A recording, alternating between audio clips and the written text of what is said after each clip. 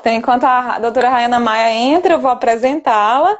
É médica geneticista, a gente tem residência junta, por um acaso, pelo Hospital das Clínicas de Ribeirão Preto. Ela é médica titulada pela Sociedade Brasileira de Genética Médica e Genômica. É docente da Universidade Federal da Paraíba, que é a universidade onde eu me graduei. E é médica também do Hospital Universitário Alcides Carneiro, que é o hospital universitário da universidade onde ela se graduou. É um prazer estar com você, Rayana. Boa tarde, E, pessoal. Estou super feliz com o convite para falar desse tema que é super atual e que eu adoro conversar, né? Que é esse estilo de vida e associado com a prevenção do câncer. Né? Acho que é uma conversa que vai render muito. sim, eu fico encantada em falar sobre o estilo de vida, como que as nossas escolhas, elas mudam o nosso destino. Então, quanto mais a gente se aprofunda na genética, vê que na maioria das doenças, na verdade, a genética ela influencia, mas ela não determina as nossas vidas. As nossas escolhas têm um peso importante em relação a isso. A E gente aí, percebe, fala pra gente, conta a pra gente gente passa, um pouco de como. Oi? escutando, a gente passa muito tempo escutando, né, na nossa vida, né, nos nossos pais, que é de família isso, câncer, diabetes, pressão alta, e hoje em dia a gente sabe que a gente tem um poder, né, de mudar essa situação. Então, isso é muito legal. Sim, salvo algumas exceções que tem uma penetrância muito alta, né, aí completa, mas na maioria dos problemas de saúde, na verdade, essa penetrância não é completa, ela vai ser influenciada por outros fatores. Então, fala um pouquinho pra gente qual que é a diferença entre essas doenças que elas são chamadas influenciadas pelos fatores genéticos em relação a outros casos de cânceres. Cortou para mim aqui. Mas você fala a diferença dos tipos das doenças herdadas e adquiridas, é isso? Vamos conversando aí. Então, o câncer, né, enquanto doença, sempre vai ter uma base genética. Então, aí entra muita confusão. Genética no sentido que houve um mau funcionamento de algum dos genes, geralmente genes responsáveis pelo reparo de erros, pela fiscalização desses erros, e a falha do funcionamento desse gene vai levar a grosso modo, acumular-se vários erros, e esses erros, essa célula anormal, não sendo reconhecida, destruída, ela se multiplicando, aí é o início dos tumores. Mas, embora toda a base do câncer seja genética, nem sempre é hereditária essa predisposição. Exato. Assim, o câncer, por definição, é a doença, né, da mutação genética. Né? É aquela em que a gente, cumulativamente, a gente vai tendo, como você falou, as alterações genéticas. Agora, tem uma grande diferença naqueles casos em que a mutação ela já vem herdada, né? Então a gente já herda isso do nosso pai, da nossa mãe, ou que ela está presente desde quando a gente nasce, do nosso DNA. E aí isso aí vem em todas as células. Existe aquela. Isso aí, no caso, a gente vai herdar, né? Mas existe aquele outro grupo que a gente adquire ao longo da vida, né? Que essa predisposição ela vai estar relacionada à exposição a diferentes fatores que ocasionam mutação. Diferente do que muita gente pensa, a mutação ela não acontece só durante a formação do embrião. Né? A gente sabe que o tempo todo as nossas células, enquanto a gente está conversando aqui, as nossas células estão se multiplicando. Esse processo ele é contínuo, ele é ininterrupto. Claro que cada tecido ele tem uma taxa, né, de crescimento celular que é mais rápida. Isso aí também vai se relacionar com a taxa de mutação de tumor nesses órgãos. Mas a todo momento a célula está se dividindo e ela está exposta a esses erros.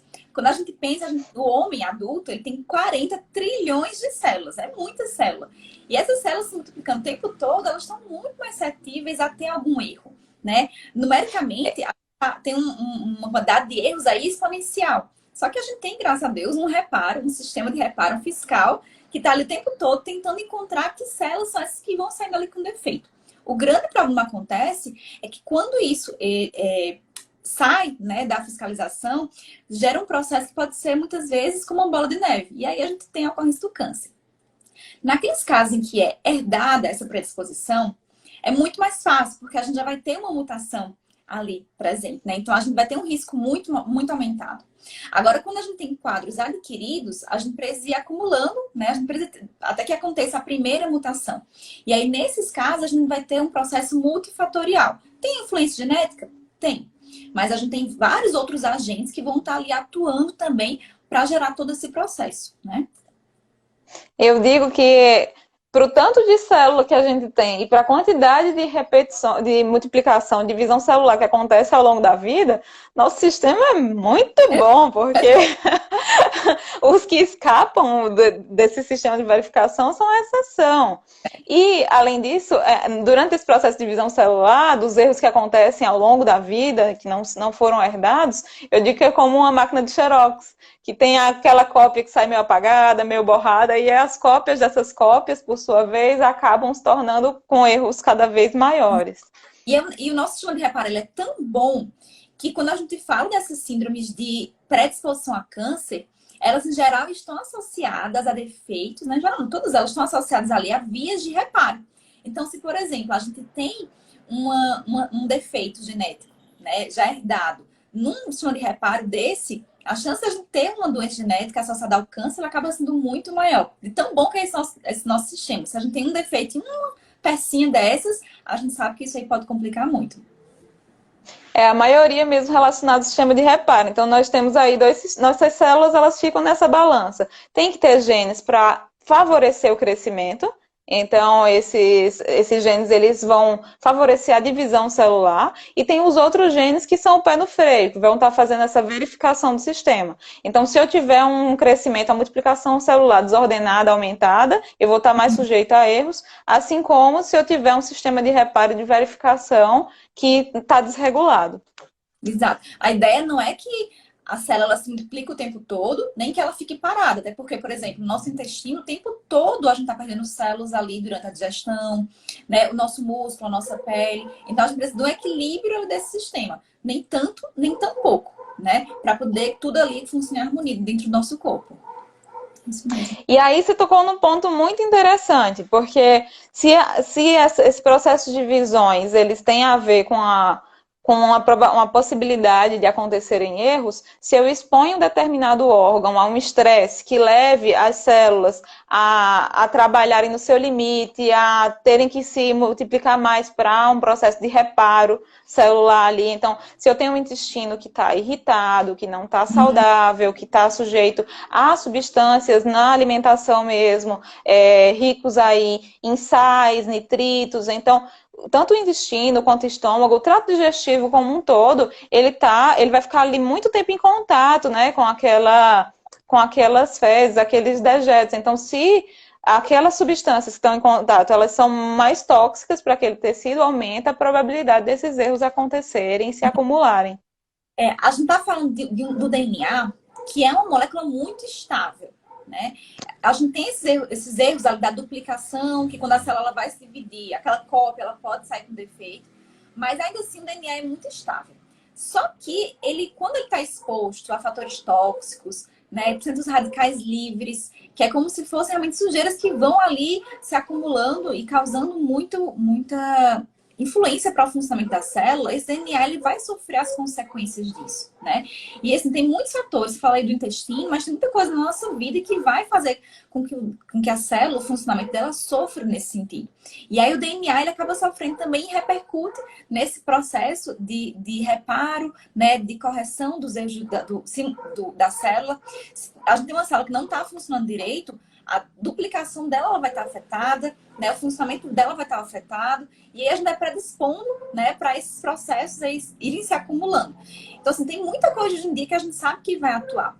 E a gente pensa que vem tudo pronto numa caixinha, né? Mas o nosso DNA, ele está suscetível a essas falhas. E se a gente não faz as escolhas certas, a gente vai ligando, desligando funções, né, que de repente não são tão boas. Então, por exemplo, às vezes a gente tem uma função no nosso DNA que ela vai preservar ali o funcionamento da célula para que ela não se multiplique muito.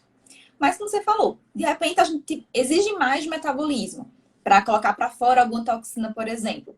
E aí a gente vai desenvolver ali, de repente, o crescimento celular.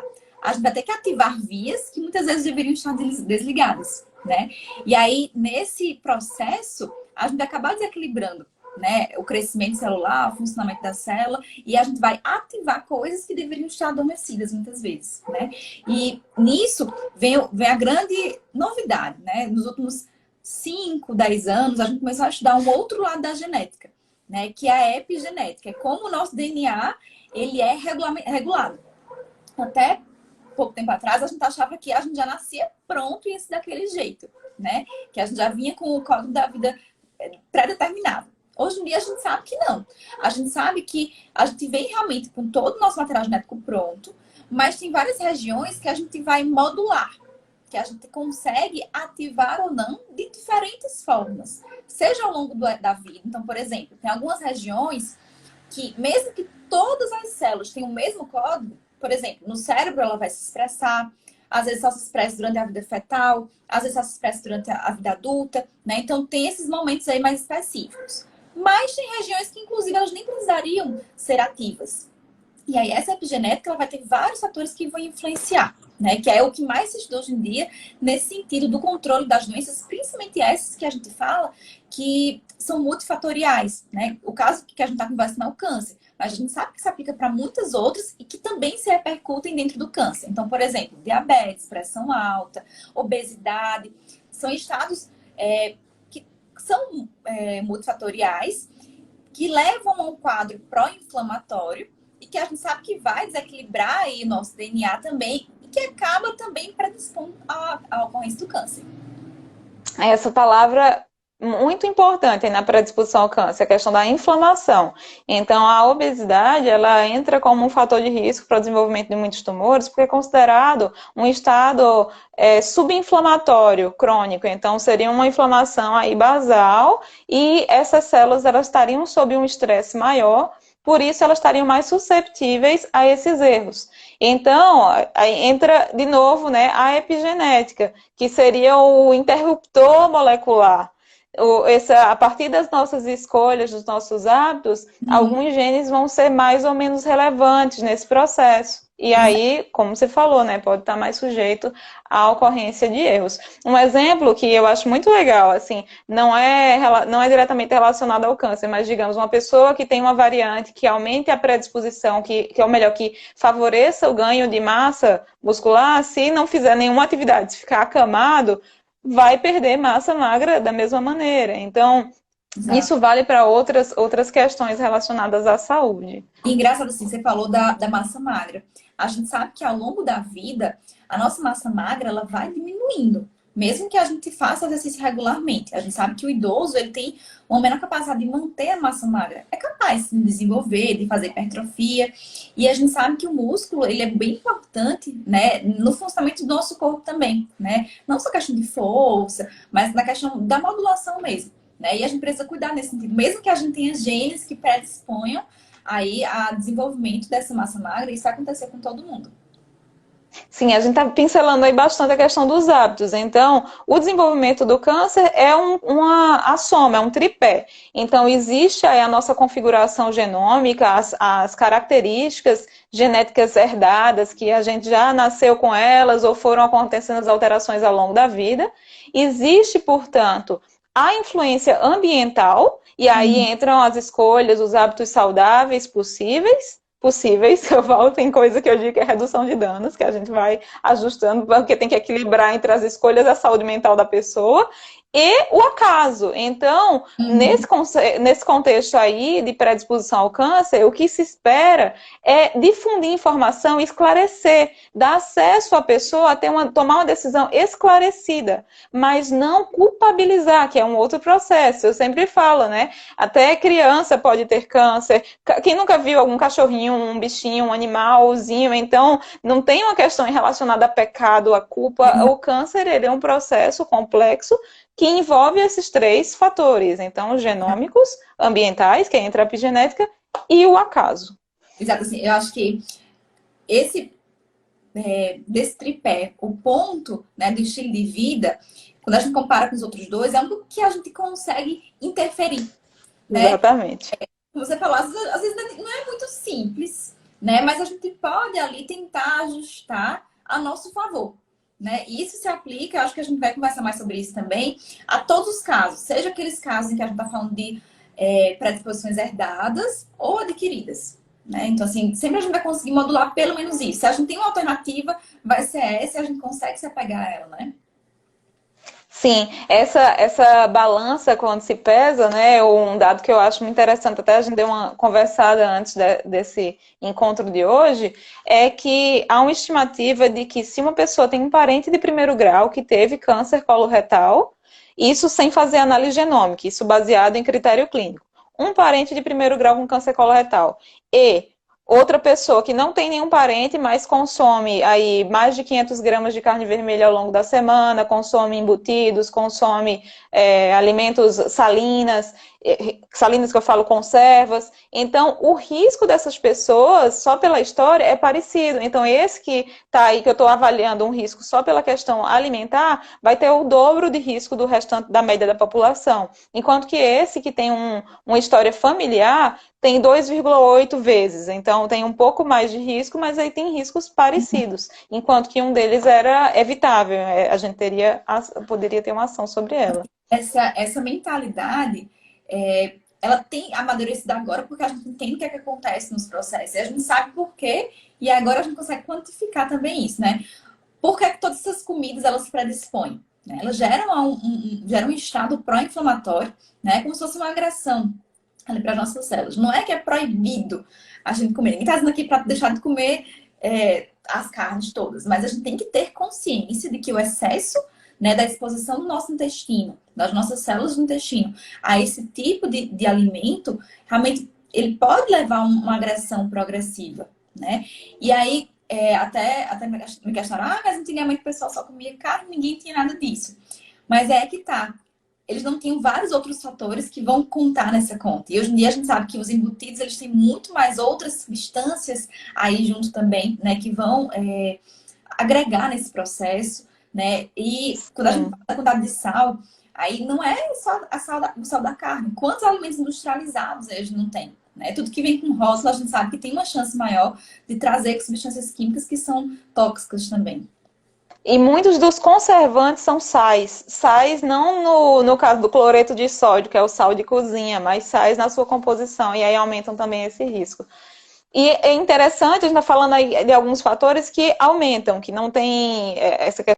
Por exemplo, o uso de contraceptivo oral, os anticoncepcionais, a pílula. Então, é interessante que ela tanto pode aumentar um pouco o risco de desenvolvimento de câncer de mama para algumas pessoas, quanto pode proteger o ovário. Então, o mesmo fator para órgãos diferentes tem um efeito diferente. E aí a gente vai ter que pesar o desejo da pessoa, o momento da vida e contextualizar isso em relação à sua história pessoal e familiar.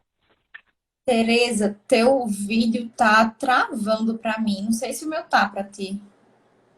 Não, o teu tá bom para mim. Deixa eu botar aqui. Ai, se eu botar no modo avião agora, ele vai cair de vez. Eu vou desligar a internet aqui do. O teu tá no Wi-Fi, no 3G? Normalmente ele é mais estável. Não, tá no Wi-Fi. É melhor botar no 3G? O 4G é mais estável. Aprendi com a minha Tá vida de bem, live então. agora.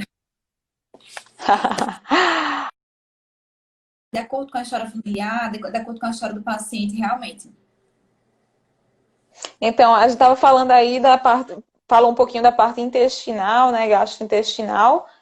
Não foram todos os fatores, e é interessante como essa questão alimentar ela muda até o risco em relação a um grupo populacional. Se a gente avaliar, por exemplo, na Ásia, o consumo, o shoyu, as conservas no sal, que é algo cultural, embora tenham costumes alimentares que podem proteger para outras doenças, mas podem aumentar, por exemplo, por câncer gástrico. E aí, Exato. depois de algumas gerações, mesmo os descendentes dessas pessoas sendo expostos a outro conjunto de alimentação, já não tem mais tanto câncer gástrico que os seus antepassados. E a gente pode prosseguir e avançar para outros órgãos, né? No caso da mama, eu comecei a falar a questão do anticoncepcional. Está demonstrado também que o Mas, abuso da bebida alcoólica pode aumentar o câncer de mama. pois é, nem todo mundo sabe, né? Todo mundo só associa álcool com fígado. Mas o álcool, ele tem um potencial aí lesivo para várias células do nosso corpo. E aí isso aí independe do grau de metabolização que a gente tem ali no fígado. Claro que cada pessoa vai ser mais lesada do que outras, mas tem muito a ver com a quantidade de álcool que a gente ingere, né? E aí, assim, a gente tem órgãos que muitas vezes a gente não associa, mas que sabe que tem realmente esse risco aumentado. E mama é realmente um deles. Né? A gente poder diminuir a Sim, chance de câncer de mama por meio do consumo é uma coisa que é bem interessante.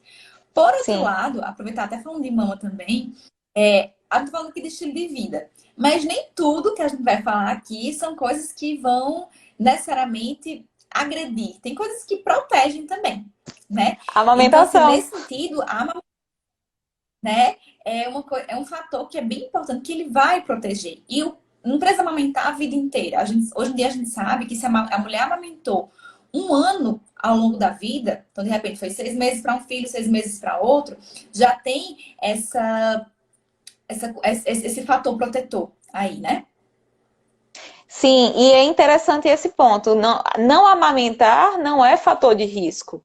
E sim, E amamentar é um fator de proteção. Então a pessoa não vai engravidar, ter filho e amamentar só para se proteger do câncer de mama, mas se uma vez tiver filho e amamentar, vai estar se protegendo. Foi perguntado aqui se existe uma quantidade segura de álcool. Então, no contexto de câncer de mama, é considerado que a partir de uma porção, uma dose, são 14 gramas de álcool, e aí varia, dependendo, né, do teu alcoólico, se é uma bebida destilada, se é uma bebida fermentada, por dia. Então, para a mulher, essa seria uma porção que, a partir daí, tem estudos que mostram que pode sim aumentar o risco para câncer de mama. Lembrando que isso é para uma mulher não grávida. Não não existe seguro realmente. volume seguro de consumo de álcool para a mulher gestante, para a mulher grávida, pelo risco da síndrome alcoólica fetal, que é Exato. que é a E que aí, pode acometer o feto. pensando em outras doenças também, o consumo do vinho, por exemplo, uma taça, que é o que é preconizado, né, como antioxidante, falando do vinho, certo? Por conta ali das substâncias que ele vai ter. A gente vai ter uma proteção também para doenças cardiovasculares, tá? Mas a gente não vai abusar com essa desculpa, não, tá? Sim. E aqui foi perguntado por que amamentar é um fator de proteção.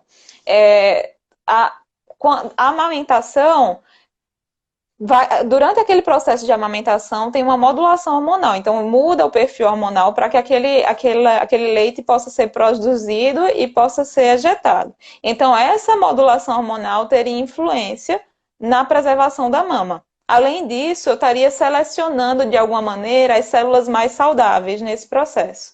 Então, o processo inverso seria no inverso, parecido, mas o número de gestações, ou que aí seria o equivalente ao uso de contraceptivos, dos anticoncepcionais, naquele período em que a pessoa está gestante, não está acontecendo a ovulação, os ovários estão ali em repouso. E esse repouso estaria influenciando a diminuição no risco do câncer de ovário. Porque hoje a gente sabe que, inclusive, muitos dos cânceres de ovário, eles estão lá no aquele órgão, no ovário, mas tem relação com o encontro mensal ali da trompa, deixando células lá dentro do ovário.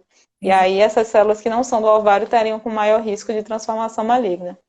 A mulher ela vive, né, esse ciclo hormonal, né, que vai estimular, né, várias células do corpo, né? A gente sabe que durante a cada ciclo menstrual a mama ela vai estar sendo estimulada, os ovários, o útero. E aí nesse processo de estimulação a gente tem células que vão hipertrofiar, que vão estar trabalhando mais e que querendo ou não a gente vai poder estar expondo essas células também a processos, né, de defeitos do reparo do DNA. E aí, por isso que a gente precisa também ter um equilíbrio nesse sentido. Ninguém está falando que todo mundo tem que ter filho, que todo mundo tem que amamentar. Mas hoje em dia a gente já sabe que isso é fator protetor, né? Sim, e aqui então, voltando aqui na questão de alimentos, o exclusivo para estudar nos perguntou quais alimentos diminuem o risco de se ter um câncer. O câncer, a gente fala de uma maneira simplificada para uma doença que é extremamente heterogênea. Uhum. Então, dependendo do órgão, independente dos fatores que levaram ao desenvolvimento da doença, vão ter fatores de proteção também diferentes.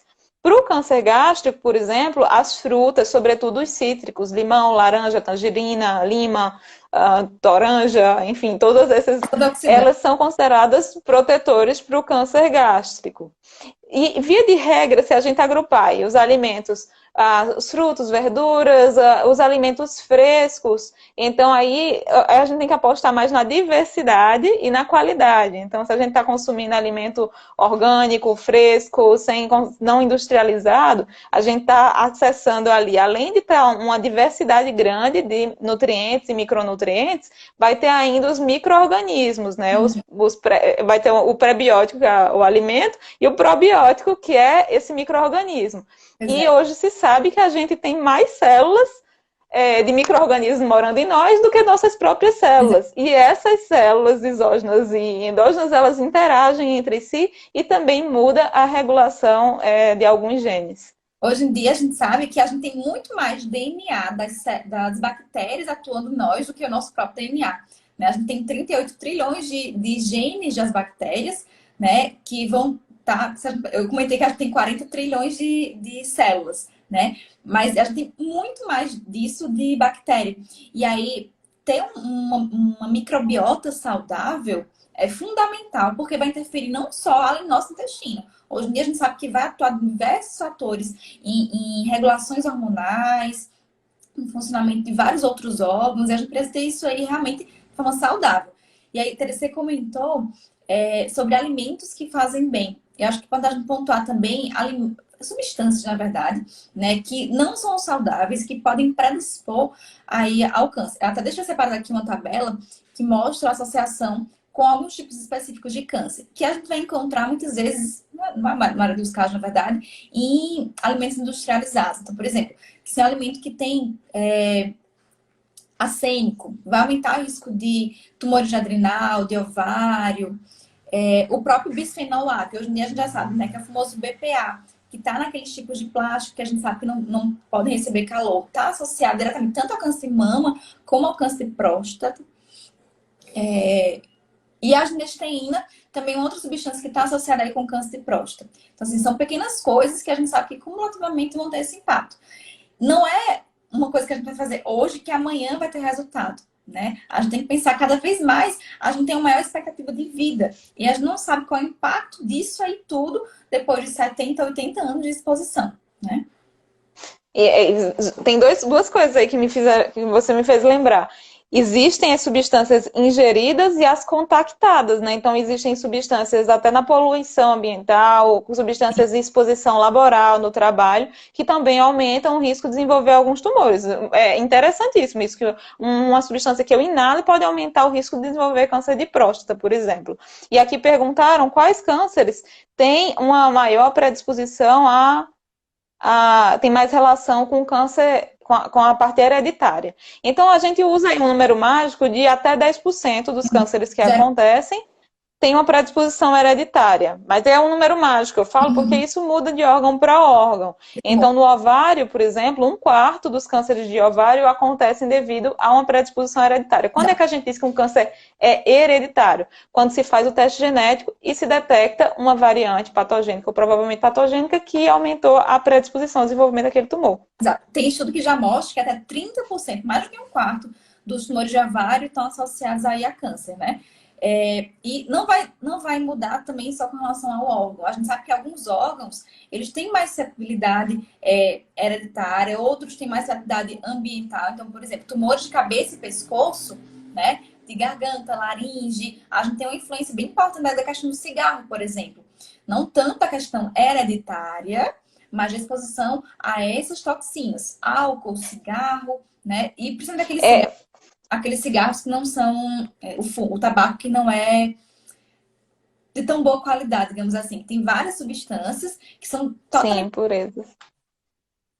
Mas é interessante isso, que até nos cânceres que a gente chamou a vida toda de ambientais ou ambientalmente influenciados, cada vez mais a gente está vendo que as pessoas que têm defeito nessas vias de reparo têm uma susceptibilidade aumentada. Assim, 2 pessoas...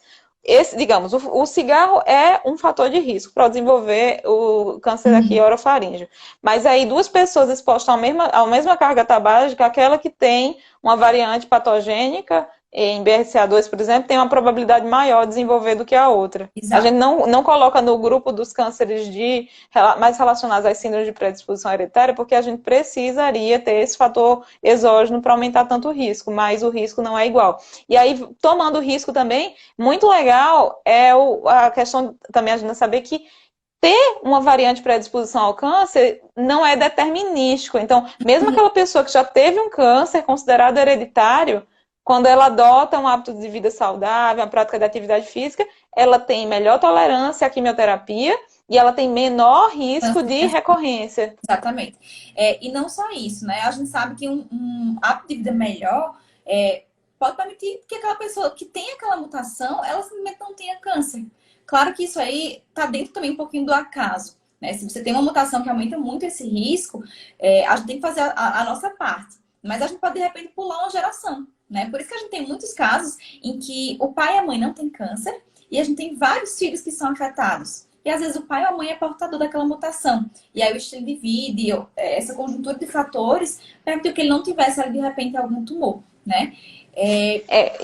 Aí tem uma. Só para pegar o gancho aí, você falou da história familiar, a gente está falando das principais síndromes de predisposição ao câncer, que tem esse padrão de herança que chama de dominante, ou seja, uma alteração já predisporia ao desenvolvimento de doença. Mas se acontecer isso também, dos pais não terem doença e muitos filhos afetados, a gente pode pensar numa doença recessiva, ou seja, os pais tendo uma variante só não desenvolveriam a doença, mas aqueles filhos tendo as duas, por exemplo, poderiam ter uma polipose. Então, que aumentaria o risco de câncer ou então, coloretal. poligênicas também, né? Que a gente sabe que várias alterações genéticas daquela família, elas podem estar contribuindo ali a favor. Um comentário interessante que eu vi aqui foi a história dos agrotóxicos, né? A gente não sabe exatamente a medida, né? Como eu comentei, a gente não sabe do impacto exato, mas a gente sabe a dose segura. Que realmente eles podem ter ali uma influência pró-cancerígena, a gente não tem uma dose segura, a gente não sabe qual que é o mais seguro. Claro que mas a gente sabe o contrário, sabe quais são os piores que tem que ser vetados. A gente sabe que realmente o ideal é não utilizar nesse sentido, né? E a Beatriz Miranda perguntou sobre essa questão dos conservantes e dos agrotóxicos. Então, se nessa dúvida, como a gente não sabe a quantidade segura e pode ter resíduo no alimento que não é orgânico, o melhor é higienizá-lo da melhor maneira. Porque não vai ser comer uma vez uma ação mal lavada que vai aumentar o seu risco de câncer. Mas somando-se essas doses ao longo da vida, isso poderia sim aumentar o risco de doenças. Quantas mutações são necessárias para desenvolver o câncer? Então, tem estudo que mostra que um câncer pode demorar de 10 a 30 anos para se desenvolver, né? E às vezes não é uma mutação só que vai fazer essa diferença, mas mutações que têm um papel muito importante ali no ciclo celular, né? E aí, isso aí vai deflagrar aquele processo tumoral. E é isso que vai diferenciar essencialmente aqueles tumores benignos e os tumores malignos, né? Em que nos benignos a gente tem um aumento ali da proliferação celular, mas nos malignos é que isso aí vai ficar descontrolado, né? E não tem mais aquele domínio que a gente tem no processo de replicação habitual. Está acenando aqui para nós o Dr. Cristóvão Escapula Tempo, patologista também do grupo de Newman, da família, né? E eu não podia ver o nome dele e deixar de falar aí da assinatura genômica. Então foi perguntado quantas mutações.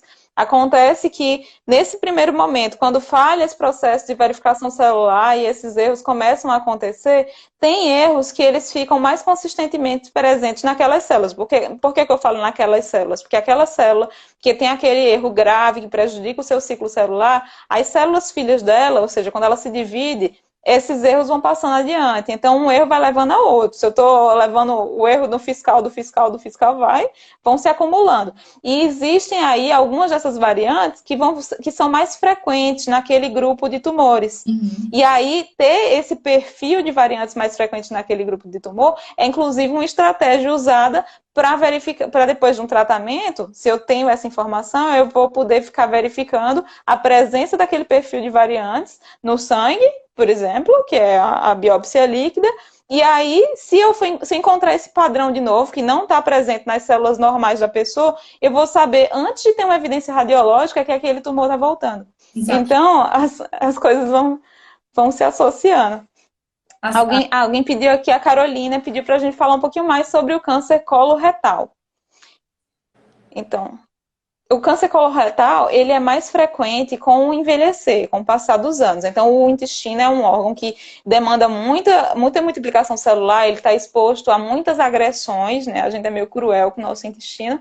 E então, se o câncer coloretal ele acontece depois dos 70 anos, aí de uma idade mais avançada, tem maior probabilidade dele ter sido por esses erros acumulados ao longo da vida. Acumulados, quando eu falo acumulados, é acumulados mesmo. A doutora Rayana falou mesmo que pode demorar, é tanto que tem um exame que é proposto, que é a colonoscopia, um exame proposto para ser feito para as pessoas, mesmo que não tenham nenhuma história na família, aos 50 anos. Por quê? Tende a acontecer alterações no intestino, pólipos, que ficam ali quietinhos. Então, eles vão crescendo lentamente. Se você não os tira, aí acontece a transformação para o câncer coloretal. Esse é o tipo de câncer coloretal mais comum. Mas e se ele acontece numa idade mais jovem, ou com muitos pólipos, ou em várias pessoas da família, ou com algumas características na análise daquele tumor, de suspeição de uma síndrome de predisposição ao câncer, aí sim a gente parte para o exame genético. Exatamente. A gente precisa ver cada caso, né, de forma particular, porque a gente pode ter uma predisposição hereditária aí, como a gente estava falando, né? E aí, o segmento das pessoas da família pode mudar de acordo com o perfil de tumor que a gente teve. E aí a gente entender o que é que acontece na pessoa que teve câncer, né? Não só com relação aos hábitos de vida dela, mas ao tipo do tumor, que idade que ele apareceu, vai ajudar a orientar o resto da família. Mas de antemão, o que é que a gente já consegue dizer? Que os hábitos de vida, eles podem diminuir realmente aí a incidência do tumor para todo mundo, né?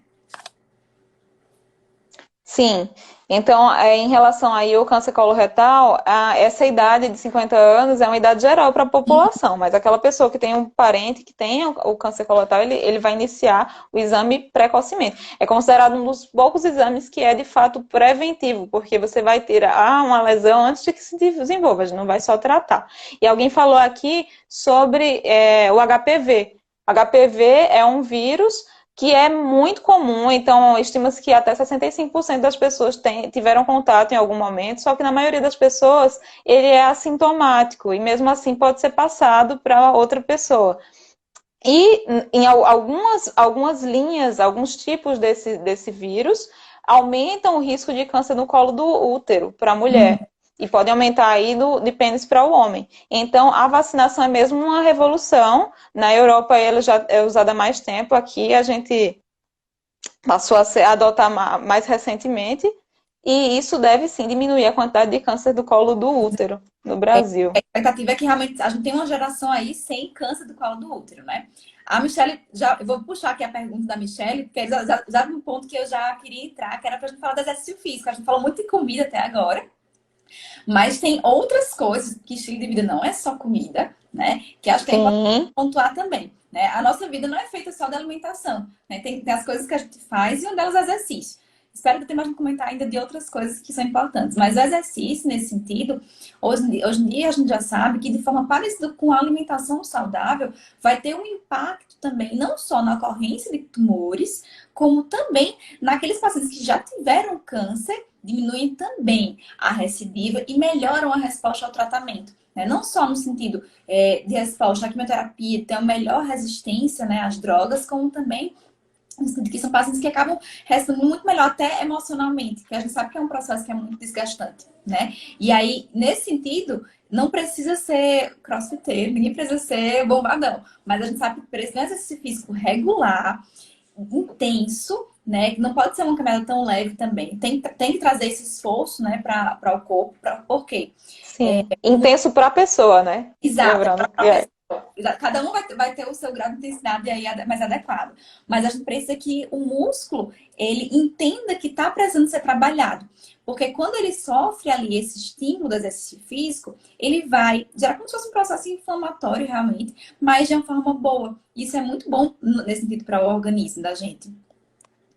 E é interessante isso, como o mesmo fator pode ser protetor e aumentar o risco, é o caso do sol, por exemplo. Então, o sol, se a gente tem uma exposição limitada, vai melhorar aí a questão o metabolismo da vitamina D. Exato. dos metabólitos, né? Enquanto que se houver uma exposição aumentada, aí vai aumentar o risco de É. desenvolvimento de tumores, né? Do câncer de pele. Mas assim, eu acho que tudo na vida é questão de equilíbrio. A gente não pode exagerar em tudo, né?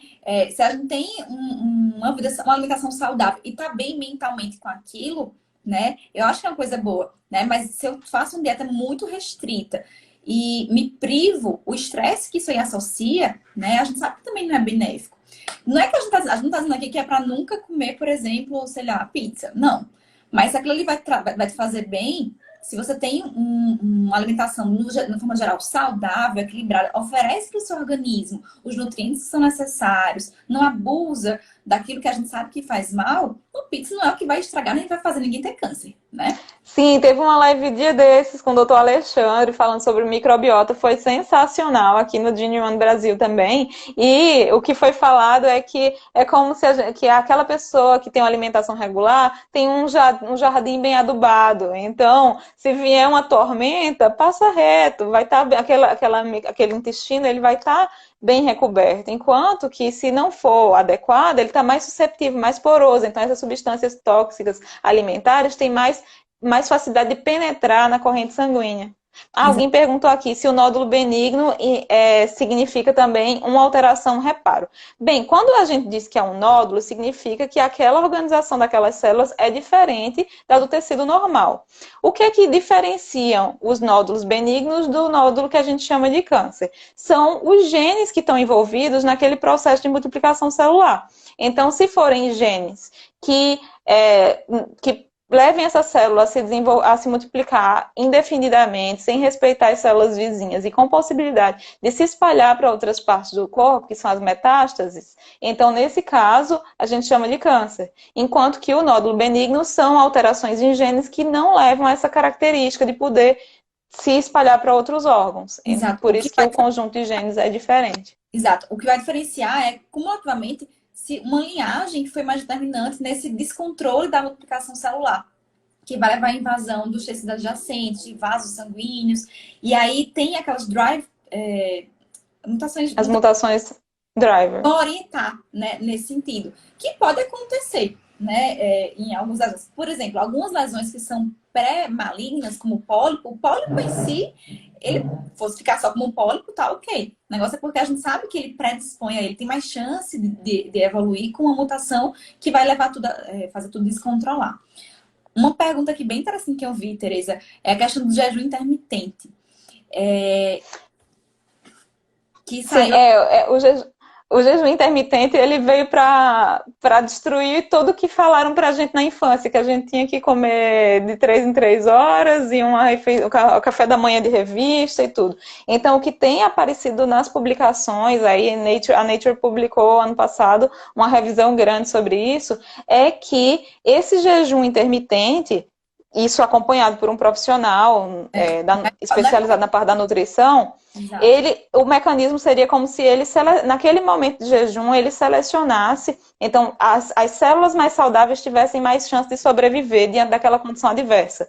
E com isso diminuiria o risco de desenvolvimento de algumas doenças. Mas tem que ser um processo muito bem acompanhado, porque, pensa, se uma pessoa ela é diabética, por exemplo, ela passa um longo período sem comer, ela não está preparada para isso, a consequência pode ser pior do que o benefício. Exato. E a gente tem vários tipos de jejum, acho que é importante pontuar isso também. Não só com relação a tempo, mas com relação a objetivo. Alguns tipos de jejum, eles promovem como se fosse uma reciclagem celular. Eles melhoram a orientação, né, da limpeza daquelas células que não estão funcionando tão bem, tão adequadamente, e vão levar ao melhor da autofagia, que é um processo em que a própria célula se degrada porque ela não está comendo tão bem. Alguns outros tipos de jejum, e aí assim, a gente nem sempre fala que é jejum sem comer nada. Às vezes é um jejum que a gente vai ter exposição a líquidos, por exemplo. Nesse sentido, eles vão trazer um repouso para o intestino. Então, não é fazer jejum por fazer. É um jejum que tem um objetivo específico, que tem uma indicação específica e que a gente vai ver se aquela pessoa está adequada. Por exemplo, a gente não vai fazer um jejum para uma grávida, que a gente precisa ter um aporte contínuo. Né? A ideia de jejum, se a gente pensar, ela remonta lá aos nossos antepassados neandertais, que não tinham comido o tempo todo. E hoje em dia a gente sabe que não expor, dar esse repouso para o nosso corpo, permite que ele realmente descanse adequadamente. Mas isso não é um descanso que todo mundo tem que fazer, passar 3 dias sem comer, pelo amor de Deus. Sim, isso você falou me lembrou de uma piada que outra vez eu ouvi alguém falando que se ele comesse menos carne, ele estaria desrespeitando os antepassados que inventaram o arco e flecha. E aí eu parei para pensar, puxa vida, mas é o contrário, porque o antepassado que inventou o arco e flecha, ele era um evento, caçar, pescar era um evento, ele tinha que aproveitar aquele bicho que ele matou e comer como se não houvesse amanhã, porque ele não sabia mesmo se havia amanhã, nem quando ele voltaria a comer. Então não era um consumo que tinha essa proteína no café da manhã, no almoço, do jantar. Era esporádico quando tinha oportunidade. Então a gente não pode usar essa falácia. É complicado a gente ficar se comparando sempre ao passado. Porque, por exemplo, temos gente que fala, ah, mas meus pais faziam isso, e na minha família sempre foi assim, mas quem a gente tá se comparando tem uma vida completamente diferente. Hoje em dia a gente tá o tempo todo sentado, mexendo com aparelhos, nós não tem esse questão da movimentação. Até quando foi ontem, eu conversava em outra live que a minha mãe e meu pai, eles andavam quilômetros para chegar à escola, né? Eles usavam um mundo para trabalhar. E hoje em dia a gente já não tem isso. A gente senta no carro, a gente pega o metrô, né? A gente está aqui em casa trabalhando sentado.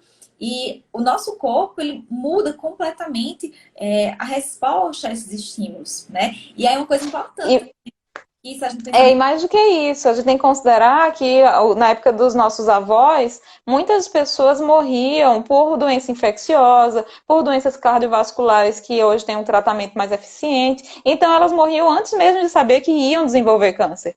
Então é uma falácia dizer também que está aumentando a quantidade de câncer. exato, Globalmente, quando a gente analisa, na verdade não se comprova esse aumento em número. E e eu sim tenho que as pessoas elas estão vivendo mais, elas estão sendo tratadas com êxito, então a gente vai conhecer as pessoas que tiveram câncer e que tiveram um tratamento bem sucedido. Tem todos, tá tendo diagnóstico, tá tendo tratamento. eu E tenho tá tendo vida, elas estão vivendo mais. Eu tenho um papel de que, assim, a gente vai descobrir ainda mais genes relacionados a câncer, talvez mais tardiamente, porque agora as pessoas estão vendo muito mais, né? Então, assim, a gente agora vai começar a entender a genética do idoso, né? O que é que Sim. pode se desenvolver durante ali a terceira idade, que eu nem sei mais se é a terceira idade, né? Porque eles estão chegando cada vez mais saudáveis àquele que a gente considerava que seria o velho de antigamente, né? Sim, e os nossos padrões populacionais foram construídos muitas vezes com pessoas jovens que não sabiam ainda o que é que iam desenvolver. Então, se eu uso como parâmetro um idoso que tem uma trajetória de vida maior, tem mais informação agregada, esse dado vai ser mais valioso para a interpretação. E tem Exato. grupos brasileiros fazendo isso, análise genômica da população em diversas faixas etárias para que se possa ter um resultado mais acurado. Então, eu acho que a gente está chegando ao fim. Tem aqui um, o Irineu está falando aqui que acompanha no Hospital das Clínicas para a neurofibromatose, é uma síndrome de predisposição ao câncer, sim, é uma das mais frequentes na população, mas eu não identifico um fator desses alimentar, de estilo de vida específico que aumenta o risco de tumores. O que a gente não pode se a pessoa tem uma predisposição a desenvolver lesões benignas, que é no caso da neurofibromatose, tem que evitar traumas sobre essas lesões, para evitar que haja uma transformação maligna. E a doutora Rayana é mestre aí, com ênfase em neurofibromatose, é quem pode mais falar sobre o assunto. Que a gente tem que comentar é que tem um risco aumentado ali, não necessariamente desses tumores outros que a gente está comentando. Tem para câncer de mama, tem para alguns tumores benignos, nem sempre isso que, que ele está comentando aqui na medula é uma coisa maligna necessariamente. Mas tem que ter os cuidados de vida de forma geral. O que é que a gente via? Antigamente, os pacientes de neurofibromatose, eles eram magrinhos, né? E a gente já via um aumento da incidência de pressão alta. O que é que tem chegado muito? Um aumento do peso Sim. dos pacientes, né? E a gente achava que antigamente, tem estudo que mostra, né? Que eles têm a menor taxa de diabetes. Eles têm melhor resistência à insulina. E aí, a gente não sabe como é que vai ser com esse novo estilo de vida das pessoas, com esses pacientes que estão engordando mais. Diabetes não vai mudar também nesses pacientes. De forma geral, o que a gente comentou aqui, né? Vai valer também para a neurofibromatose, porque a gente não pode pensar só na neurofibromatose. Tem que pensar que os pacientes podem ter um risco aumentado para outros tumores se a gente não tem essa outra parte, né, do estilo de vida ali compensada também.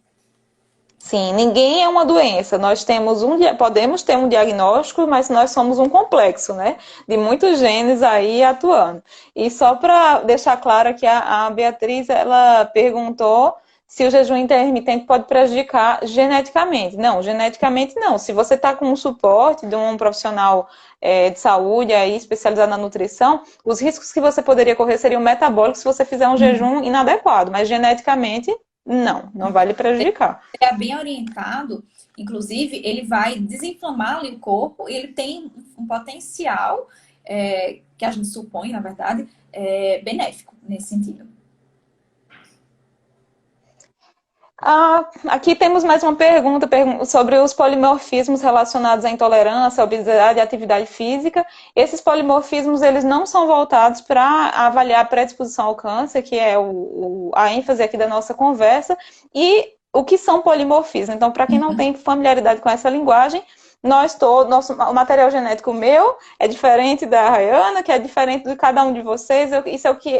Isso faz parte da nossa identidade genômica. Então, nesse processo de variações, de pequenas trocas, inserções, deleções, a gente tem essas mudanças de uma pessoa para outra. Pode acontecer dessa troca acontecer num gene, numa região de genes que prejudica o funcionamento daquela região.